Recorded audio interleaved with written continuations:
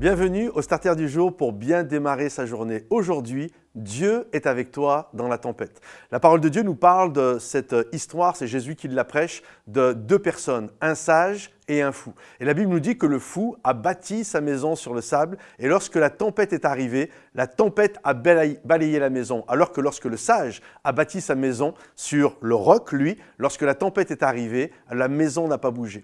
Et la chose qui m'interpelle dans cette histoire, au-delà de la fondation de nos vies, c'est que les deux finalement, sages comme fous, vont vivre quelque chose de commun, la tempête. La tempête n'est pas réservée qu'à ceux qui sont fous, la tempête n'est pas réservée qu'à ceux qui vivent leur vie n'importe comment. En fait, nous allons tous connaître des moments de tempête. Sages comme fous, la tempête viendra traverser nos vies.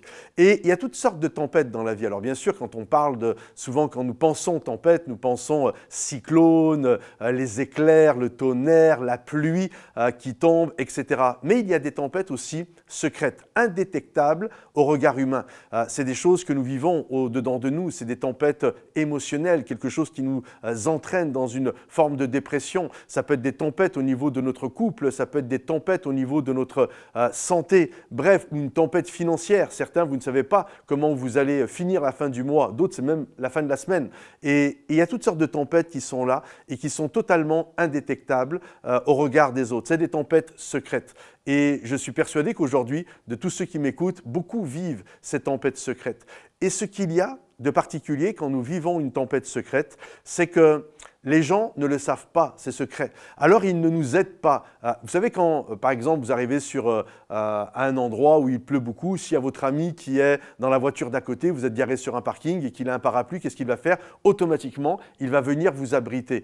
Si vous êtes pris dans votre maison et là, c'est le déluge, les pompiers vont venir avec un canot de sauvetage. Les tempêtes physiques, les gens viennent aider. Mais les tempêtes secrètes, finalement, personne ne le sait. Et les gens même, c'est souvent l'inverse qui prend place, les gens jalousent parce qu'ils imaginent des choses sur votre vie sans réaliser ce que vous vivez. Peut-être qu'ils peuvent jalouser votre couple en disant « Regarde, ça c'est un super couple » bref, il y a toutes sortes de jalousies qui sont là sans savoir que peut-être dans votre couple ça va extrêmement mal, que vous sauvez les apparences ou alors tout simplement, vous n'arrivez pas à avoir un bébé et tous les jours, vous êtes en train de pleurer. D'autres, vous jalousez l'autre parce qu'il a une belle voiture, mais en fait, vous ne savez pas que sa société, sa boîte, son entreprise qu'il a développée, il a eu un mauvais payeur le mois passé et aujourd'hui, il va en faillite. Il est peut-être même en liquidation financière et sa voiture va lui être ôtée.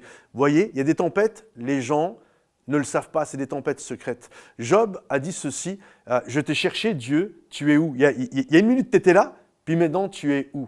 Et je crois que nous devons toujours réaliser, tempête ou pas tempête, nous allons tous la vivre de toute façon, la tempête, mais nous, la différence que nous avons, c'est que Jésus est avec nous. C'est que notre fondation est fondée sur le rocher des siècles. Nous ne bâtissons pas notre vie sur des sables mouvants, mais nous bâtissons notre vie sur le rocher des siècles, sur la bonne fondation. Et je crois que l'Esprit de Dieu est au-dessus de vous. Je crois que l'Esprit de Dieu vous couvre, vous protège et je crois que même lorsque nous passons par un temps difficile, parce que nous avons Jésus avec nous et parce que nous bâtissons notre vie sur Jésus, lorsque la tempête va passer, la maison sera toujours debout. Et souvenez-vous toujours de cela, après la tempête vient toujours le beau temps. Alors restez accrochés au rocher des siècles, restez bâtis sur Jésus parce que la tempête finira par finir.